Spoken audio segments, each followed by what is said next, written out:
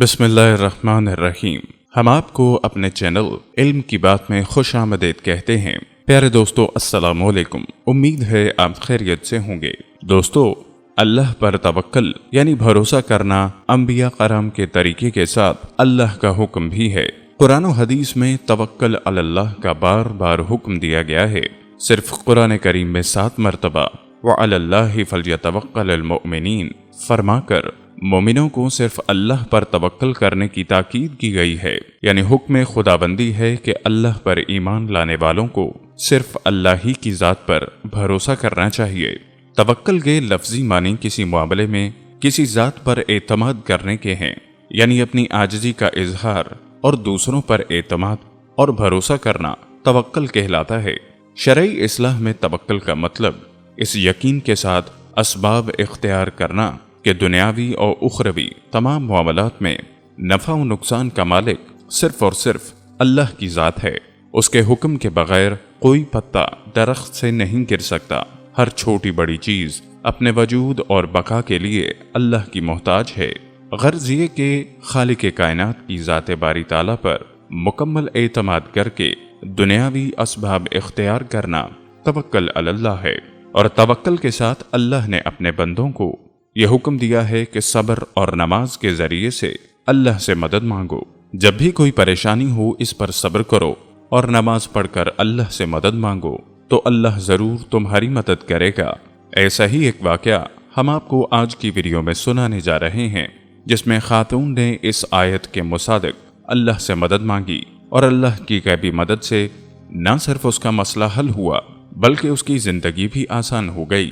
ये वाक़या मुकम्मल सुनने के लिए वीडियो को आखिर तक लाजमी देखें। दोस्तों, इससे कबल के हम असल मौजू की जानिब बढ़ें, आपसे दरख्वास्त है कि आप हमारे चैनल इल्म की बात की वीडियो पहली बार देख रहे हैं और अभी तक आपने हमारा चैनल सब्सक्राइब नहीं किया तो अभी हमारा चैनल सब्सक्राइब करें और साथ ही लगे बेल के बटन को भी प्रेस करें ताकि आपको मुस्तकबिल में हमारी अपलोड होने वाली मजीद वीडियोस का नोटिफिकेशन मिलता रहे।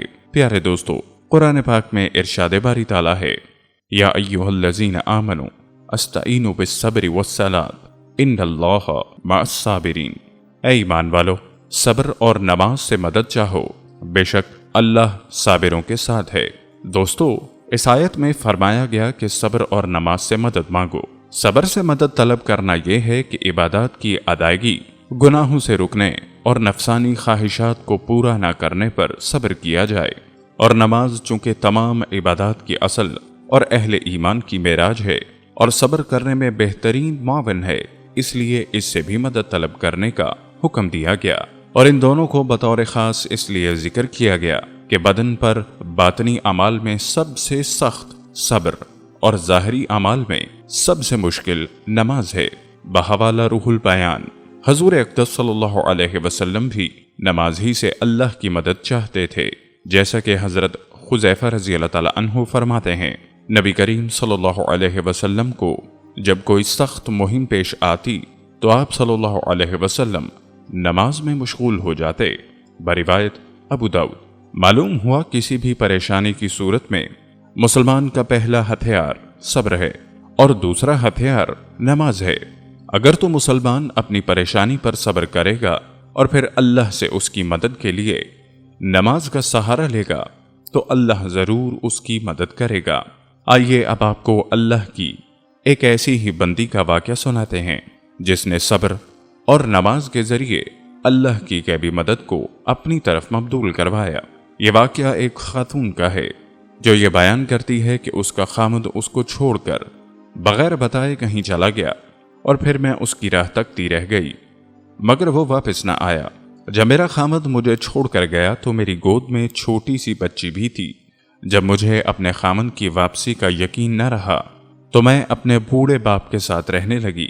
मेरा बाप भी इस कदर ज़ईफ़ हो चुका था कि अब वो मजदूरी करने और पैसे कमाने से आजिज़ था। हमारे हालात आए दिन बिगड़ते जा रहे थे और नौबत फाकों तक आन पहुंची थी। एक दिन मेरी बच्ची को शदीद बुखार आ गया। घर में खाने को कुछ नहीं था, दवाई के लिए पैसे तो दूर की बात थी। मैं सख्त परेशानी की हालत में बैठी रो रही थी। हमारी मदद करने वाला कोई भी ना था।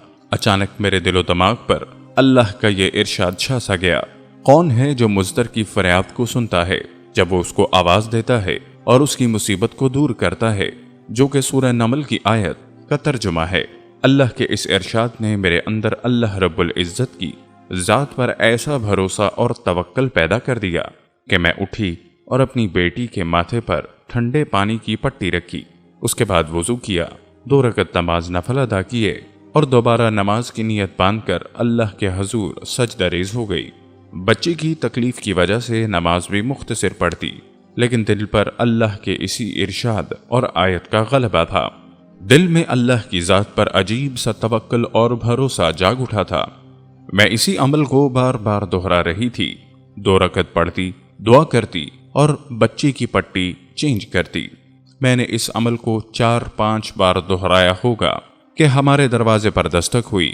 میں اور میرے والد صاحب دونوں پریشان تھے کہ رات کے اس پہر دروازے پر کون ہو سکتا ہے۔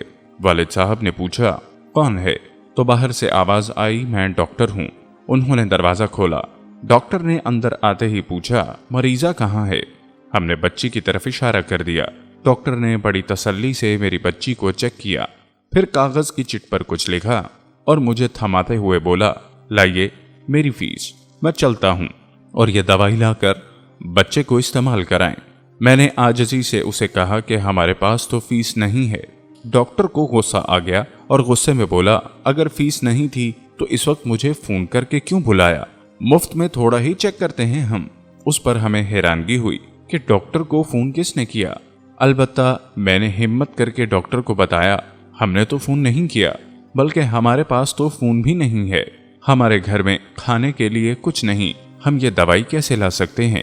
اس پر ڈاکٹر تھوڑا نارمل ہوا اور پوچھنے لگا کہ یہ افتخار صاحب کا گھر نہیں ہے۔ ہم نے بتایا نہیں، ان کا گھر اس گلی کی دوسری نکڑ پر ہے۔ تو وہ ڈاکٹر خاموشی سے چلا گیا اور میں واپس اپنی بچی کے پاس بیٹھ گئی۔ تھوڑی دیر گزری تھی، دوبارہ دروازے پر دستک ہوئی۔ وہی ڈاکٹر دوبارہ ہمارے گھر آیا اور اس نے کہا میں اس وقت تک نہیں جاؤں گا جس وقت تک آپ لوگوں کی پوری کہانی معلوم نہ کر لوں۔ میں نے سارا ماجرا اس کو سنایا۔ اس نے ہمیں تسلی دی اور خود جا کر مارکیٹ سے دوائیاں خرید کر لایا اور ساتھ ہی ہمارے کھانے پینے کے لیے بھی کافی کچھ لے کر آیا۔ اس نے اپنے ہاتھوں سے میری بچی کو دوائی پلائی اور جاتے وقت یہ کہہ کر گیا اب آپ کو کسی قسم کی فکر کرنے کی ضرورت نہیں، میں ہر مہینے آپ کو ضرورت کا سامان پہنچا دیا کروں گا۔ پیارے دوستو، یہ ہے اللہ پر بھروسہ اور توکل کا صلہ، اور یہ ہے صبر کا پھل اور نماز کی طاقت۔ جب انسان اللہ کی طرف پورے یقین کے ساتھ رجوع کرتا ہے تو اللہ اس کی ضرور داد رسی فرماتا ہے اور ایسی مدد فرماتا ہے جو کہ انسانی ذہن سے بالاتر ہوتی ہے۔ انسان کا وہم و گمان بھی جس بارے میں نہیں سوچ سکتا، اللہ وہاں سے اپنے بندے کے لیے راہیں نکالتا ہے۔ لیکن افسوس صد افسوس کہ انسان بجائے صبر اور نماز کا سہارا لینے کے، اللہ پر توکل کرنے کے، مادی اشیاء کے پیچھے لگا رہتا ہے اور یوں مزید پریشانیوں میں مبتلا ہوتا ہے، کیونکہ مادی اشیاء تو اس کو مل جاتی ہیں لیکن اس کو دل کا سکون نہیں ملتا۔ اللہ سے دعا ہے اللہ ہمیں توکل اور صبر کی دولت نصیب فرمائے، آمین۔ دوستو، ہمارے ہاں خصوصی دعا کا اہتمام کیا جاتا ہے۔ اس دعا کا حصہ بننے کے لیے اپنا نام کمنٹ سیکشن میں ضرور لکھیں اور ہماری اس دعا کا حصہ بنیں۔ ہم یہ امید کرتے ہیں کہ آپ کو آج کی یہ ویڈیو ضرور پسند آئی ہوگی۔ اگر آپ کو ہماری آج کی یہ ویڈیو پسند آئی ہے تو سب سے پہلے اس ویڈیو کو لائک کریں اور اپنی رائے کا اظہار کمنٹ سیکشن میں کریں، اور آپ سے ایک بار پھر درخواست ہے کہ آپ ہمارے چینل علم کی بات کو ضرور سبسکرائب کر لیں اور ساتھ ہی لگے گھنٹی کے بٹن کو بھی کلک کریں تاکہ آپ کو ہماری آنے والی مزید ویڈیوز کا نوٹیفیکیشن ملتا رہے۔ اللہ تعالیٰ آپ کا اور ہمارا حامی و ناصر ہو، آمین۔